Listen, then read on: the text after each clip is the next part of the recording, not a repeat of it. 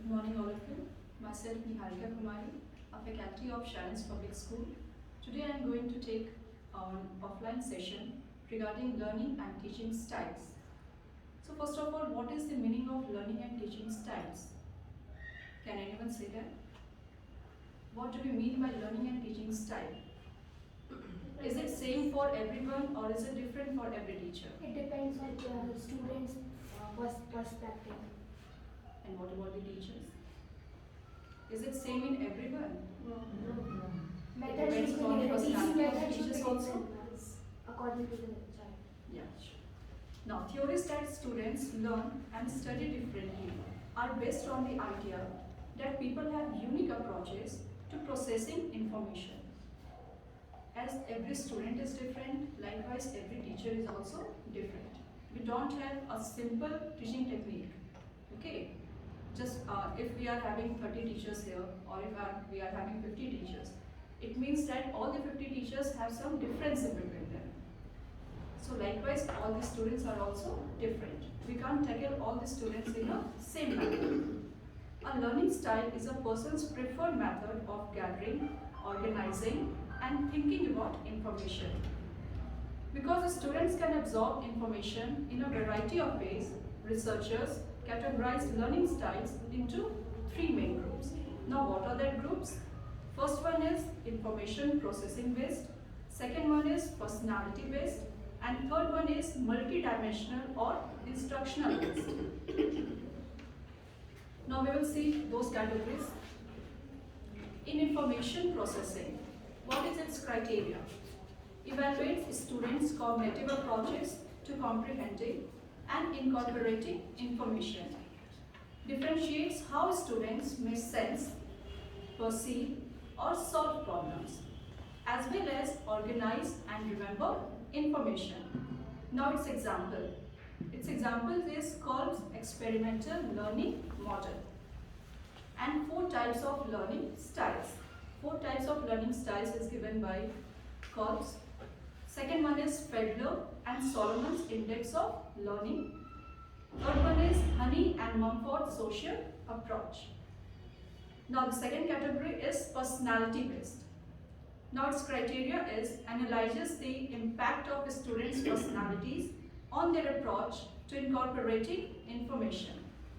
Measures students' reactions in various learning situations.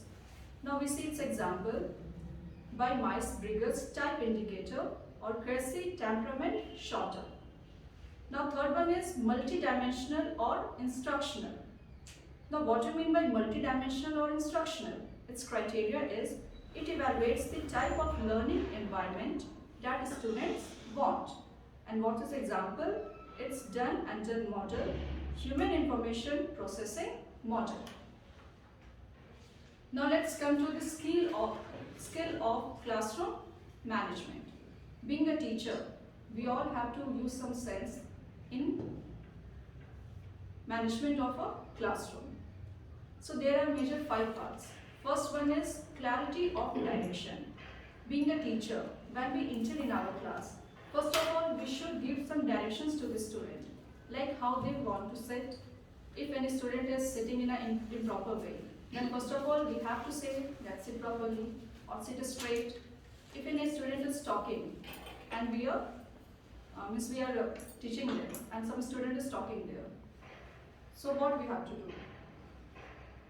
Will we let them talk in the classroom? We will make them quiet. First of all, we will give them the direction that this is not the time to talk. You have to concentrate on your studies. Now, second one is call student by name. In first period, we all go to our classes, we take the attendance. But in attendance, roll numbers are there. According to their name is also mentioned here. But after that attendance, if we are calling the student by their roll number, is it proper? No.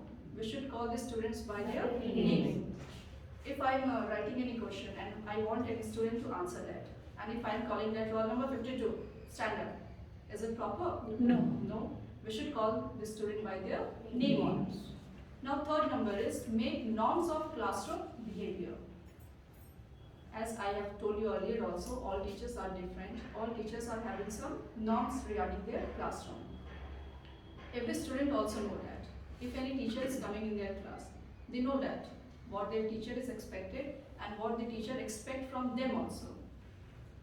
Now fourth point is check inappropriate behavior immediately. For example, if we are taking any students to the science lab, and in science lab any student has done any mischievous work there, so should we call that student at that time only, or we will inform that student after 10 days or after 1 month that when you have got to the lab, you have done this Immediately, mistake. immediately. Immediately we need to Check their behavior. yeah. Now fifth number is keep students in the eye span. Likewise, if we are taking the class and we are simply sitting on a chair, all the students are sitting there. So shall we be able to look at the last benchers? No. And if we are not able to see the student will, they will Take sit advantage. normally. Take advantage. They will take advantage. Definitely they will take We need advantage. to keep eyes to each and every student. So these are the top 5 skills of the classroom. Now being a teacher, I would like to ask some questions to you all regarding to your skill of management in your classroom. So what are the, have you made any norms for your students? That if you are late in your class, what the students are supposed to do? They are supposed to make noise or they are supposed to roam here and there. Have you given any instruction? Yes, ma'am, we can give that instruction that they can choose any topic and they can write their own words if their teacher is not there, Okay. according to if their you also subject post teacher. Yeah, very good, ma'am. If students are having their maths class, what we can ask them that what they are supposed to do if their maths teacher is not in the classroom? Yes, ma'am. What instruction I give to my students are if due to any reason I am late in the class, they have to maintain discipline and the subject which is going on or the teacher which is expected to come, they should take out their books and just revise or just see what, because they know what topic will be discussed that day to be prepared. In that way they will get engaged also, and if anyhow the teacher is late in the class, they can start and they will have some framework. Thank you, Ms. So, if we ask any student, that means we have given already instruction to this student that if I can late to your class, you are supposed to do this and this work. Then student will definitely maintain discipline in the classroom also, and there will be less noise. Okay. Now the next topic is. अभी sir और नहीं कीजिएगा, ठीक है? Now I would like to discuss some questions with you all. My question is, how you make sure that all students participate in your class? It happens now that when we are taking the class, some students used to always answer our questions, but some students used to sit quietly at the last bench. So how we can make sure that all students are participating in the classroom activity? Anyone who wants to discuss anything? Yes, ma'am. What we can do is we can divide the class into 3 or 4 different groups. Okay. In that case, we know every group has one intelligent child. So we will not pick up that particular child to answer the question. We now can pick up those students who are weak, who are orally not able to answer. So at that point of time, that participant will also participate in the work of the class which is happening. Whatever questions or teacher is asking or whatever is in the book as well. Very good. Sit down. Anything else? Yes, ma'am. First, I try to make the classroom cordial because for the hesitant student who doesn't know anything, they always try to keep themselves aloof and not participating. First, the topic that I will discuss will be at their level also. They can also do. And first, I assure my student that no scolding, no punishment will come out if you will say no. But I'll always encourage you if you say even half, and I instruct rest of the students also simultaneously. They should not laugh if the answer is wrong, because the first motive is to generate confidence in the student and participate. So our motive should be to encourage the students and to motivate each and every student who are sitting in our classrooms. Now next question is, what if any student avoid to make eye contact with you? what does it shows, and how to solve this problem. If we are talking to any students or we are asking any questions to any student and the student is avoiding to make the eye contact with us, so what we can do? Is it a good sign? If we are talking to any student and is just It means he doesn't know the answer, or there is lack of confidence in him, or he is of shy nature. So I'll make him sit on first bench, and I'll motivate him also. I'll try to develop confidence in him, and I'll ask question from him also. Any other opinion? Anyone else?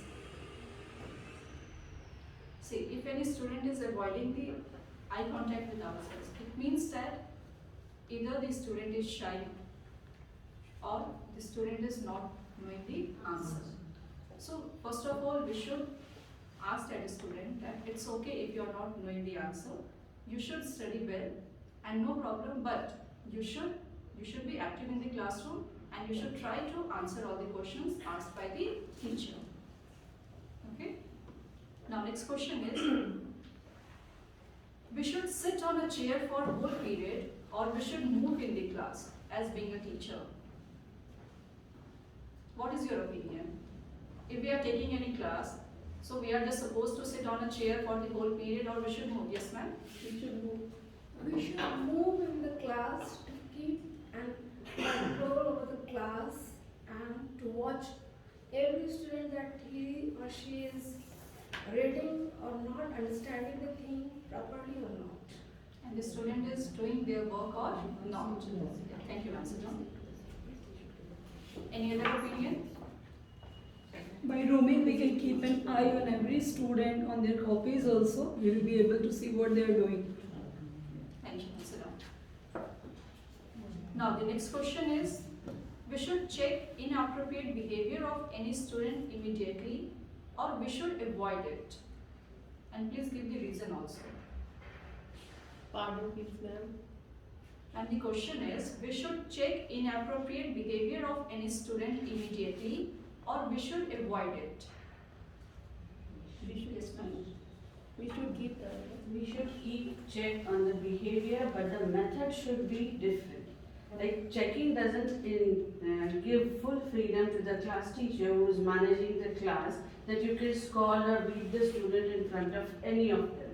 The checking part includes that yes, simultaneously you can advise the student not to behave at that level or not to disturb the class. He or she should be good behavior, but unfair means should not be used, because if we hit the student, that is their insult, and we are not here to change the student, give advice, make confidence simultaneously with the use of stick. That should be strictly prohibited if it is done.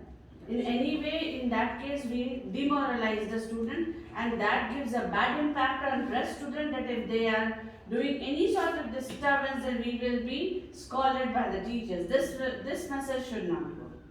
Thank you. Any other opinion? Yes, ma'am. We should check them immediately to make them feel that we are very sensitive, we are observing them very minutely, and we will also make them feel their mistake by convincing them that you have done wrong, this is wrong. And the most important thing is the student should feel, there should be self-realization in the student. Okay, second please. Means that if any student is doing anything wrong, we should talk to the student in polite way. First of all, we should call the student and come here. You are doing this thing wrong. You are not supposed to do this thing, and you are a good student. From next time, don't do it. Okay?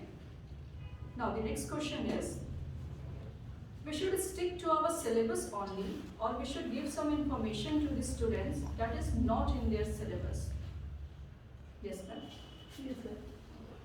Today is the time of the skills, so we should focus in another activities also regarding skills. Please sit down. Yes, ma'am. Yes, ma'am. We should not stick with the syllabus only. We should try to develop the whole personality of a student. For this purpose, we need to give them idea about the whole thing. So, stick with the syllabus is not only the way we should teach. Very good. Please sit down. Any other response?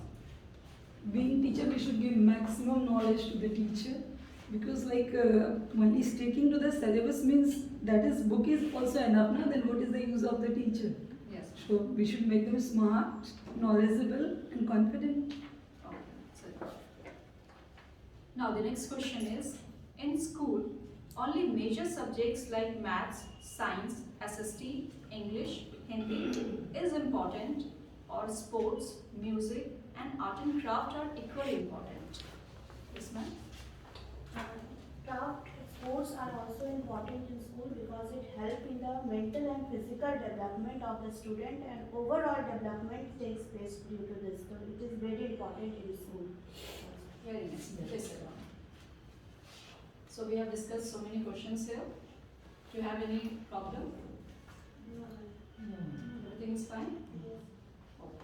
Now we will start the next topic here, and the next topic is learning.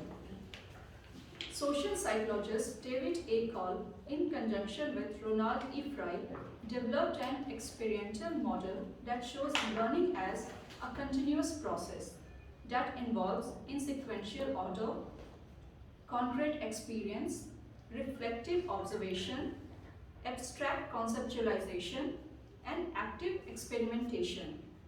The learning modes combine to form 4 quadrants that reflect 4 learning styles. First one is accommodator, second one is diverser, third one is assimilator, and the last one is converser. In different learning situations, individuals often use various combinations of learning modes, and no single mode clearly identifies an individual's learning style. Now I am going to explain each of the 4 basic learning styles in more depth. First one is accommodator. Now what are the characteristics of accommodator? It tends to be risk taker, perform well under pressure, and enjoys solving problems intuitively. In short, we can say that they feel and do. Means they love to take the risk. They can work good under the pressure also. If they are feeling anything to do, they will definitely do. Now second one is diversers. What are the characteristics of diversers? They tend to be imaginative. They simply love to imagine the things. Are skilled in seeing scenarios from different viewpoints. Have broad interest. In short, we can say that they feel and watch. Means they are not loving to do anything by themselves. They simply want to observe the things. They feel the thing, but they simply watch it. They don't do any kind of the work. Now, third one is assimilators. They tend to excel at inductive reasoning, enjoy creating theoretical models, define problems while being good planners. In short, we can say that they think and watch. By observing the things, they simply think that what can we do, how can we improve anything. And the last one is conversers. Now what are the characteristics of conversers? They have strong inductive reasoning and problem solving skills. They tend to be practical in applying ideas, have narrow or focused interest. In short, we can say that they think and they do. They don't only think the things, they want to do the things also. They want to improve the things also.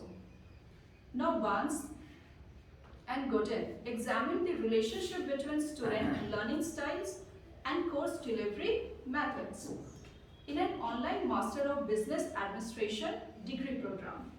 In a survey of 124 students, nearly 64% exhibited the diverser learning style and 32% exhibited the assimilator style. The 2 other learning styles, accommodator and converser, were nearly absent. Means what happened here? If they have done the done an experiment there, and what they find that most of the students they simply need to watch the student. They simply want to observe the situations, but they were not willing to do anything. They were not willing to change anything. They will simply want to see the things, imagine the things, and feel the things. Now the research results indicate that the learning styles of students pursuing online to include a related activity or project that instructs them to apply the chapter's information.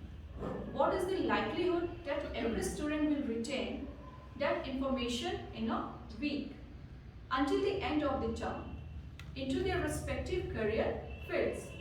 Online instructors usually do not interact with students face to face.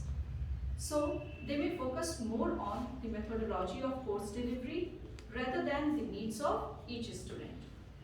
We can feel this thing very nicely as we all have taken the online classes. We were supposed to teach the students there, but we can't expect that we will talk face to face to each and every student. But we will simply, what we will do, we will focus on our subject and how we are delivering the things to the students.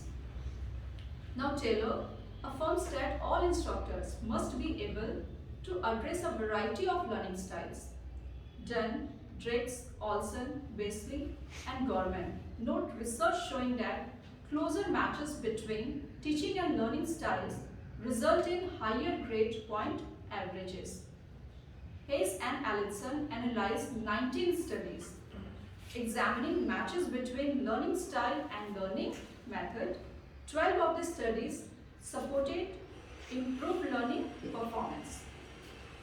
Now, if online instructors want to match teaching style and learning style, they will have to develop ways of accommodating different learning styles in course design and delivery to ensure that students benefit from a comfortable and rewarding learning.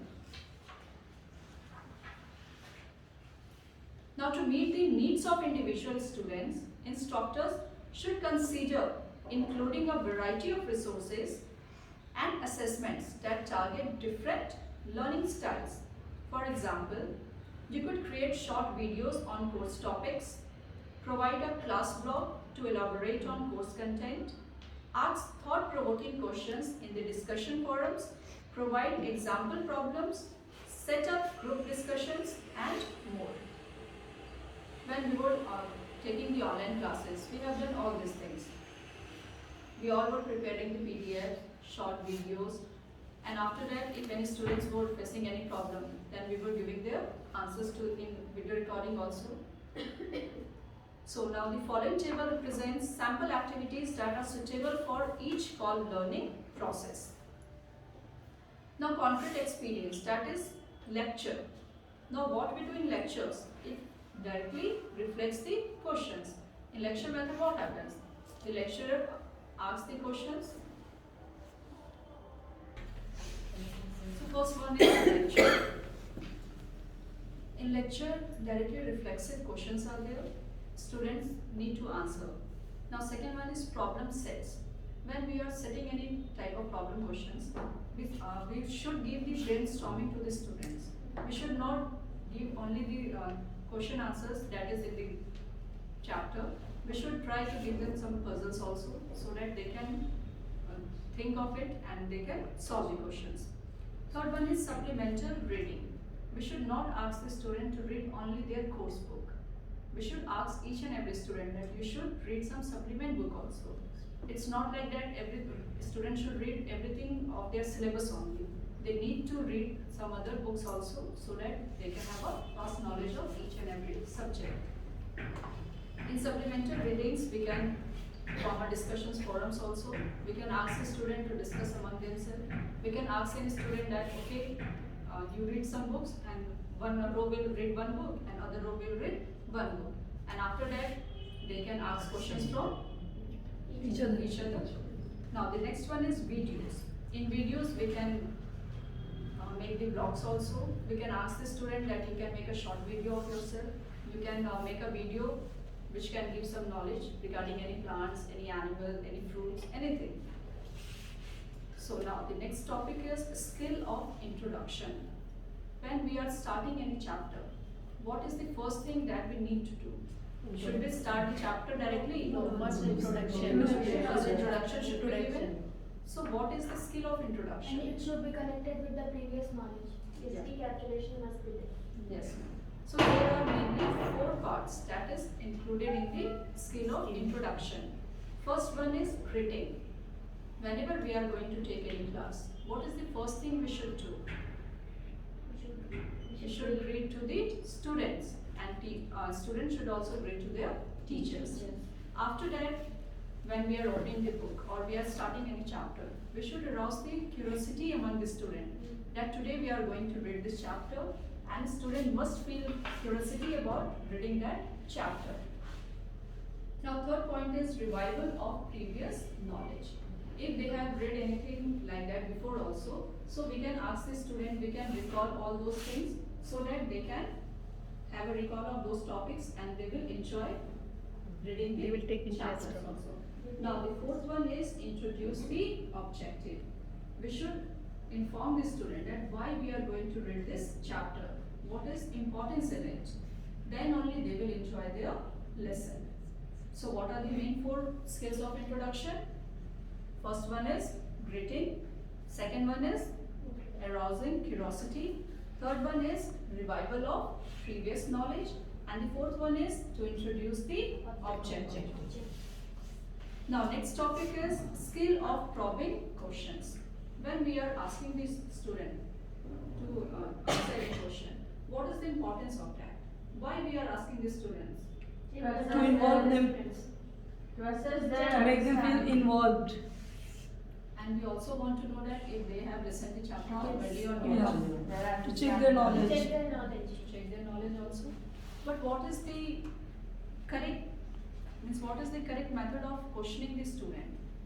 Should we first of all finish all the chapter and then only we should ask the questions? No, after completion of a particular topic, which question should be If based we on have that? completed one topic, we then- should ask 1 to 2 questions.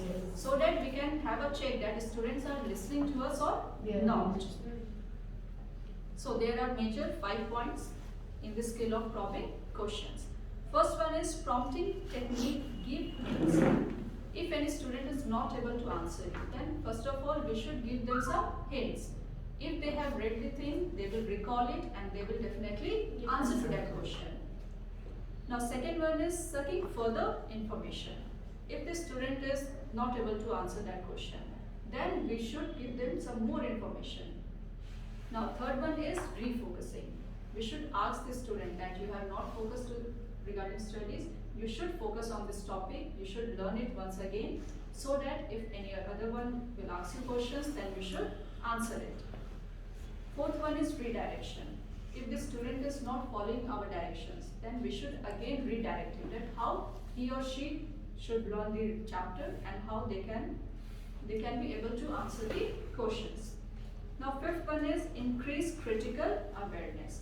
We should create awareness among the students that why they need to read the chapters. What is the need to read the science subject? What is the need to read the social science subjects?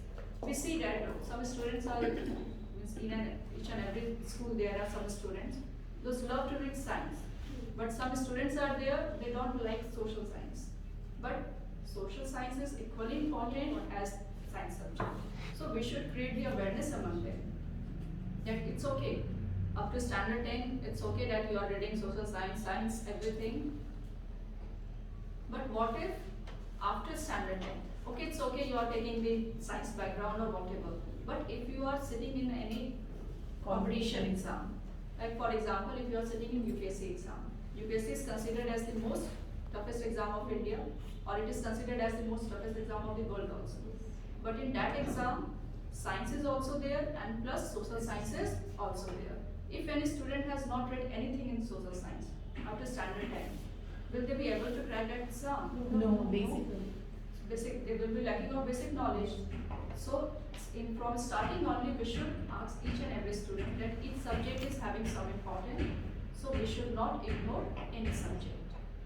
So these are the main 5 topics or 5 main points of probing questions. Let us repeat it once again. So what are the skill of probing questions? First one is prompting technique. we should give some hint to the student if the student is not able to answer the question. Second one is searching for the information. Third one is refocusing. If the student is not focusing towards our studies, then we should ask him that we should focus on your studies. Fourth one is redirection, and fifth one is increased critical awareness. Now the next topic is learning and teaching styles.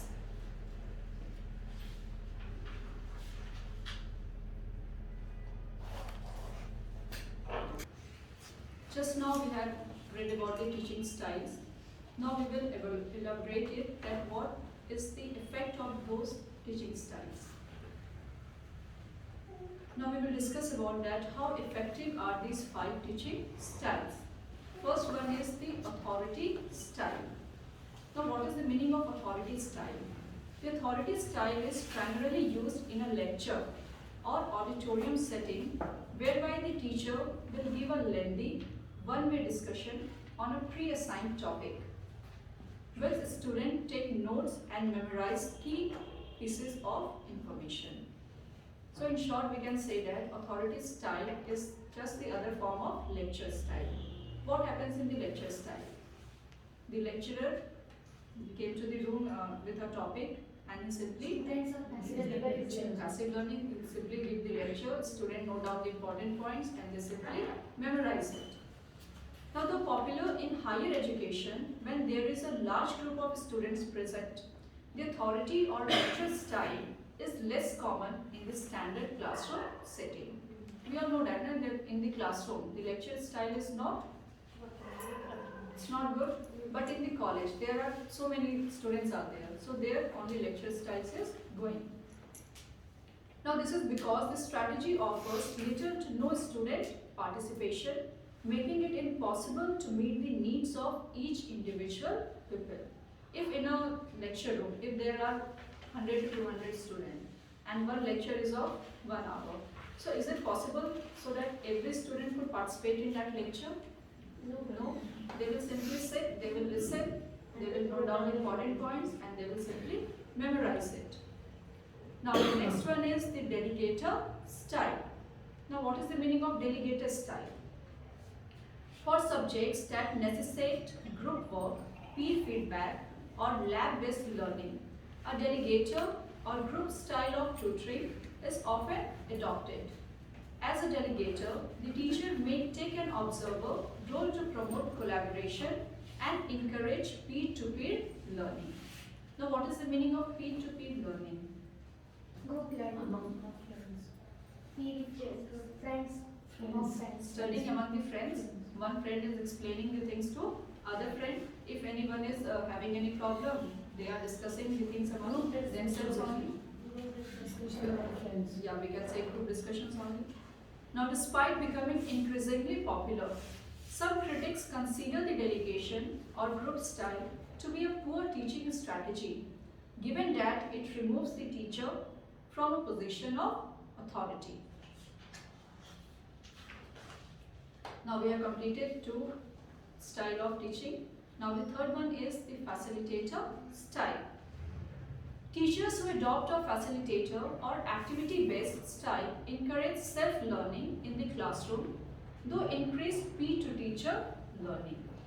So what do you mean by self-learning? Can anyone explain that what is the meaning of self-learning? And that one is also in the classroom. How any student can self-learn in the classroom? By doing the things himself. By they going are- through the book themselves. Teachers So will guide the them. answers, teacher- They will try to attempt like Teachers will mathematical write the problems. chapters, they are simply thinking about the questions also and they are doing the answers also by themselves. Now, unlike the lecture style, teachers ask students to question rather than simply have the answer given to them. In this style, activities are used to promote self-discovery and develop problem-solving skills, which can often lead to the student developing a much deeper understanding of the topic. The best example for this style is if any student is reading any chapter. For example, they are reading photosynthesis. There are so many things in photosynthesis. Teacher has explained everything, but now we have asked the student to read that paragraph by themselves, and they have to make 5 objective questions by themselves. So for framing the question, they need to read the topic. They will simply read the topic. Now what they will do? They will ask the question from themselves only, and again they will write the answers by themselves. So this is the facilitator style. Now there are, however, downsides to this technique. As the facilitator, teacher must actively interact with individual pupils, which can be difficult in a large classroom setting. So the design layout of the room should be deeply considered. Now next one is the demonstrator style. Like the lecture or authority style of teaching, the demonstrator retains authority in the classroom. However, instead of relying solely on a verbal lecture, the demonstrator style combines lectures with other teaching forms, including multimedia presentations, demonstrations, and class activities. This style is particularly well suited to music, art, and physical education subjects where demonstrations are required to fully understand a topic. For example, when we are working for our sports day. For sports day, students are supposed to make the pyramids also. They are doing the races also. So for doing the pyramids, what we are doing? First of all, the games teacher or the sports teacher, they give the information to the student that what they have to do. If we will simply ask the student just go run and make the pyramid, they will be able to do it. They learn by doing that. First of all, the teacher guides them that how they are supposed to do, and after that they do that thing by doing themselves. They keep practicing. It's not that they can do the pyramid in only one day, is it? No. No, they keep practicing for themselves, and after that they succeed and they make different types of pyramids. Now, like the authority style, there is little direct teacher to pupil interaction, so it can be difficult to accommodate the needs of all students. Now, the last topic is the hybrid style. Some teachers adopt an integrated teaching style that incorporates their personality, preferences, and interests. Now, how effective are these 5 teaching styles? Right now, we have discussed regarding 5 different teaching styles. Now, knowing how to engage pupils in the learning process across a broad range of topics is important in developing an effective teaching style in the classroom. To ensure pupils receive the learning that works for them, it's important for teachers to experiment with different styles and challenge themselves to find a strategy that they will reach each and every one of their pupils. As I have said earlier also, being a teacher, we all are having some different styles of teaching the students. So we should go for that style in which maximum of the students should be comfortable in learning and they can grasp all the things that we are giving to them. Now the next is, what are learning styles? Right now we have read about or we have discussed about the teaching styles. Now we will discuss about the learning styles. Everybody is different, whether it's a student or a teacher. It's a mantra that all good teachers take to heart. By understanding how to best teach your students takes a lot more than the simple acknowledgement that they are each different. You have to know your students and know how they work. One way that students can be described as different from each other is their learning style. We all see that in our class, all students are different. Some of the students can learn the question and answer easily. Some students need some time and some students need some more time. We have different learning habits. They have different learning habits, and if if anyone asks to us that who was the best teacher in your life, we will directly recall to that teacher. Yes or no? Yes, Or we will need 1 hour time to recall that No, which was immediately. teacher. Immediately we will recall. Instant. So, what is the reason that we still remember that teacher? There is everlasting Styles of the impression. Mind. How Is they there any describe teacher? the topic, we can, which understood Is there any teacher in our life who was very impolite? Means if any teacher is never talking to their students in a polite way, and we like that teacher. Polite person can never be liked. Never be like. So we should talk to our students in most polite way. If they are doing some mistakes also, then we should try to ask to the student that this is not proper. You should change your behavior. Now, learning styles are theories that try to separate students by their different and optimum methods of learning. For example, some learning style systems separate people into visual, auditory, and kinesthetic learners. Some learning style models split things up far more, including social modes of learning, learning through musicianship, and others. But the goal is the same. Whatever is the learning style, our goal is always same. That, what is the goal? to make them learn. To make them learn, to make them Understand. To find a structure to explain why students have different preferences for learning and why teaching something one way can be best for one student, while teaching something other way can be best for the other student. It happens with us now that if we are teaching the student by using some technique, that technique can be best for any student, but it cannot be best for all of the students. Now, learning styles have been adopted across the teaching world, but learning style theory is still controversial. Why it's controversial? Because different students are with different potential, different capabilities, so particular style is not fit for everybody. Yes, please sit down. Now, there are many criticisms. People argue that learning styles don't fit our understanding of how the brain stores information. Others point out that research suggests there may be an optimum way to teach a particular topic rather than the same style always being best for a particular student. And rather than focusing on your best style, perhaps you should focus on your worst and try to improve your ability to learn in every style. We all are having some best style, including some worst style also. So in which we are best, that is okay. But we should focus on our worst style. That how can we improve it? Now these criticisms are all quite valid. So does that mean we should forget the whole thing? Certainly not. Even if we are doing something very good.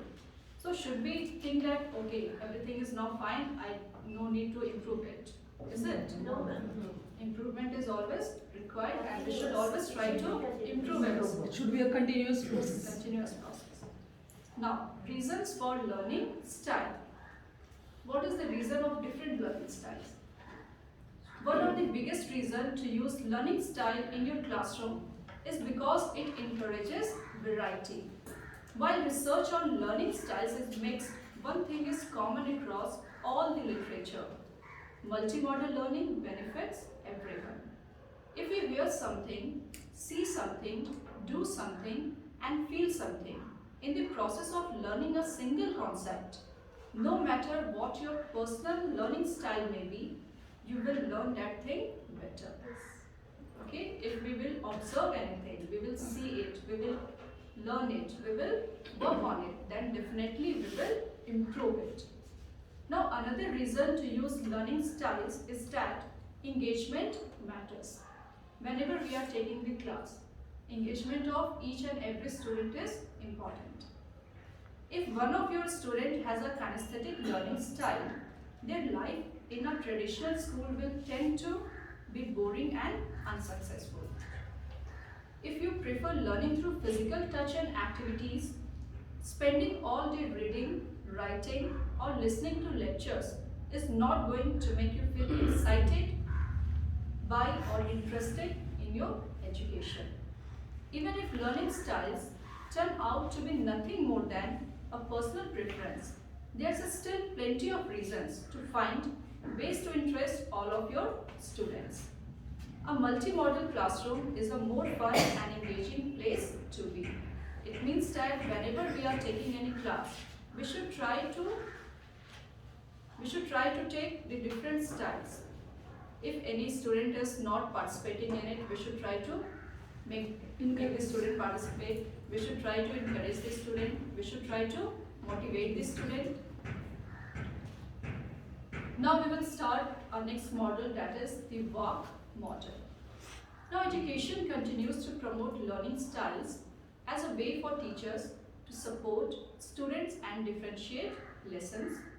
While there are multiple models related to learning styles, the VOC model is among the most widely used since it sufficiently addresses learner diversity and needs. We all know that all learners are having some different needs. So what does the VOC model stands for? V stands for visual, A stands for auditory, R stands for reading or writing, and K stands for kinesthetic. Now the 4 learning styles. The following information goes into detail about the VOC learning style, how to recognize these styles into classwork. It is good to remember that not all learners fit exactly into one categories. We are having different categories. Some are quick learner, some are slow learners. Now there is often overlap in learner preference when it comes to style, especially across subject matter and activity. Now first of all, we will go for the visual learning. What is the meaning of visual learning? What does it mean? Learn by watching something. Pictorial presentation. Yeah, very nice. Now recognizing visual learners.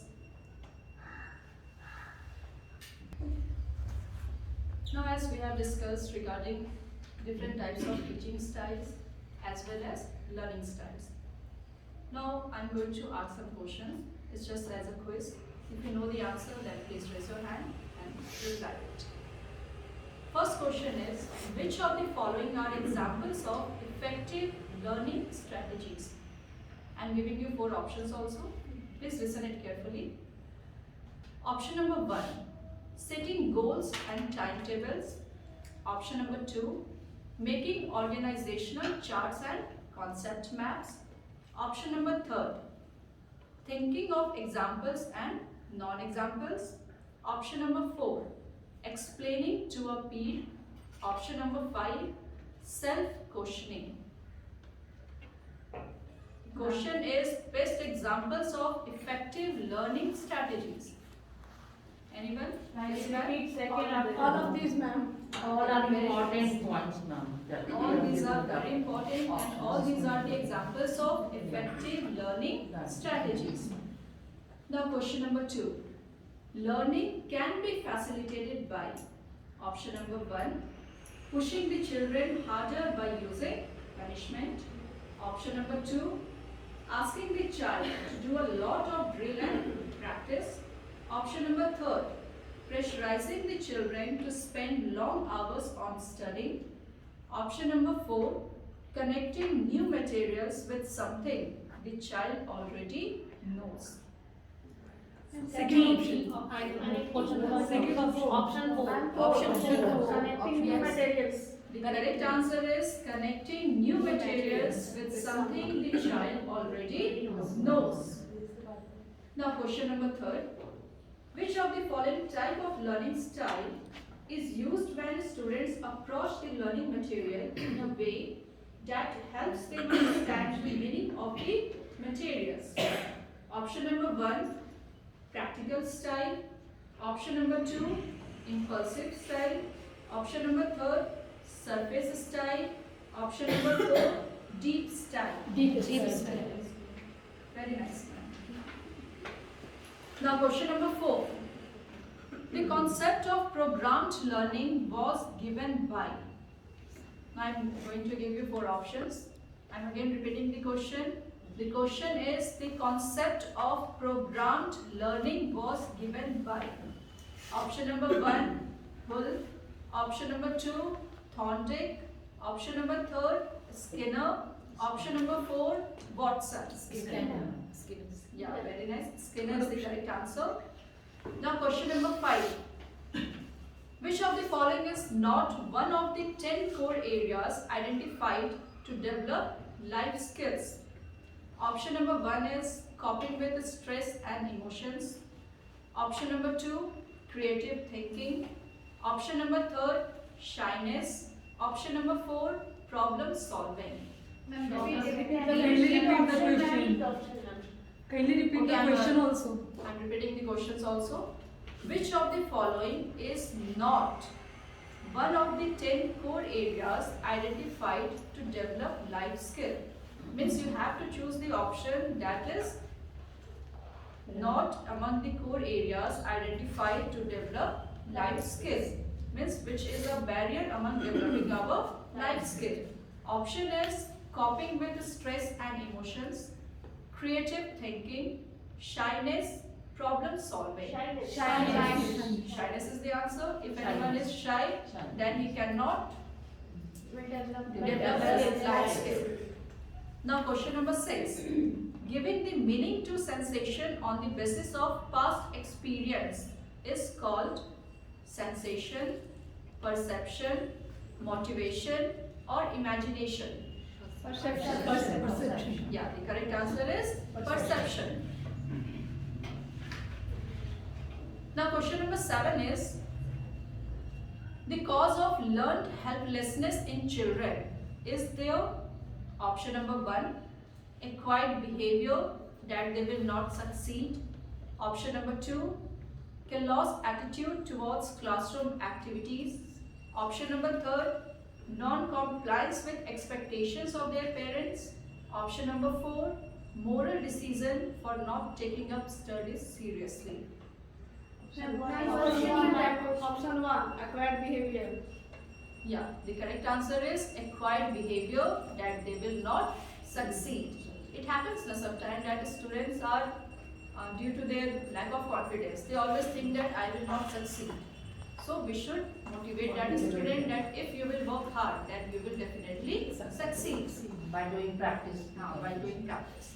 Now question number 8.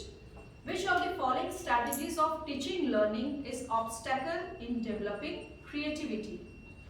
Option number 1, help students to think in flexible ways. Option number 2, encourage students to take risks.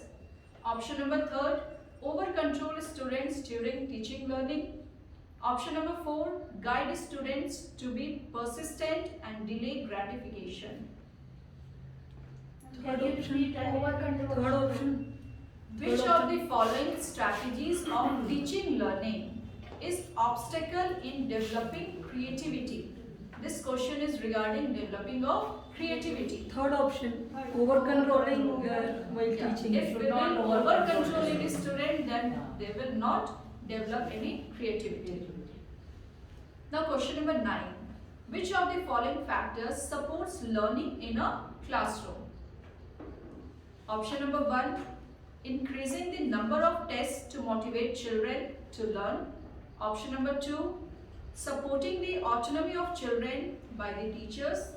Option number 3, sticking to one particular method of instruction to maintain uniformity.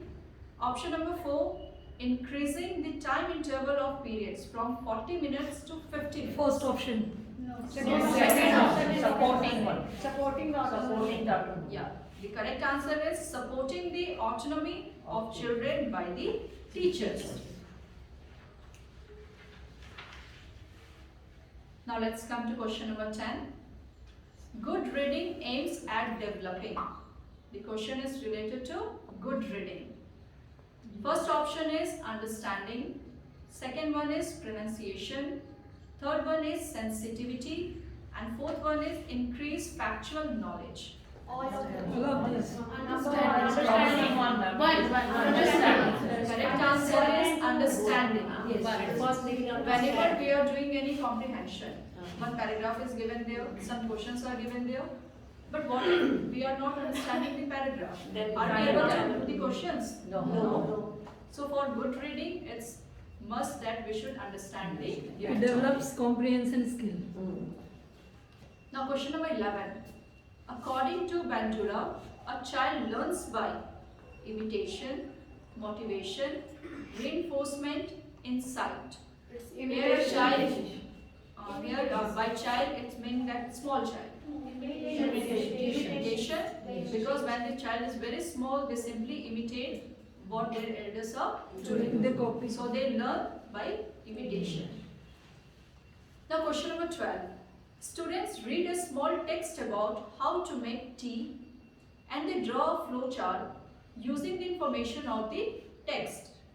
This activity tests learners' skill in dash. What should be the correct answer there? Now the four options are transfer of learning, vocabulary, grammar, uses. Yeah, the correct answer is transfer of learning. Now come to question number 13. This question is related to geometrical design. Drawing a geometrical design is a type of dash learning. In which subject we used to make geometrical designs? Maths. Maths, Science science also, physics, and if any student is good in making the geometrical designs, then he will definitely make some good paintings also. In art and craft also, there is a lot of work from the geometrical designs. By using any circle, we can make so many crafts. By using square, rectangle, triangle. They will have creative mind. Yeah. So you have to say that drawing a geometrical design is a type of dash learning. And the options are verbal, motor, both A and B, and none of the above. And the correct answer is motor learning. Because in geometrical designs, we simply draw the designs. There is nothing related to verbal. Now question number 14. Considering learning styles broadens the approaches taken in the management of language related problems. Some students prefer to get new information in written directions or verbal information. Their learning style is option number 1, auditory, option number 2, visual, option number 3, kinesthetic, option number 4, manipulative. Visual. The correct answer is visual. Now come to question number 15. A cricket player develops the skill of bowling, but it does not affect his skill of batting. It is known as positive transfer of training, negative transfer of training, zero transfer of training, or none of the above. And third option, zero transfer of training. The correct answer is zero transfer of training. Because when a sports person is there, he can be a good batsman, he can be a good bowler. If he is getting the training of bowling, then he will be good in bowling. If he is getting the training of batting, then he will be good in batting. So it doesn't mean that if there is any transfer of training. Now number 16. Learning through reward and punishment is related to learning. Now which type of learning is it? Option number 1, social learning. Option number 2, operant learning. Option number 3, classical conditioning. Option number 4, cognitive theory. Operant condition. Conditioning. Yeah, the correct answer is operant conditioning. Now question number 17. According to Kolb's model, in which learning style students choose to work in groups, to listen with an open mind, and to receive personal feedback. And the options are assimilating, diversing, accommodating, conversing. will be the correct answer? Option 2. Diverging. The correct answer is diverging. Now question number 18. Dash may be regarded as a link between the personality and cognitive behavior of the learner. Option number 1 is learning style. Option number 2, experiences. Option number 3, motivation. Option number 4, learning situation. Depending on learning style. First one is a Correct learning answer style. is learning style. Now this is all for today. One more. Anyone wants to ask anything or any confusion? No. Okay. Thank you very much for the tips. Now thanks to all for being so patient and for listening and so carefully. Thank you all.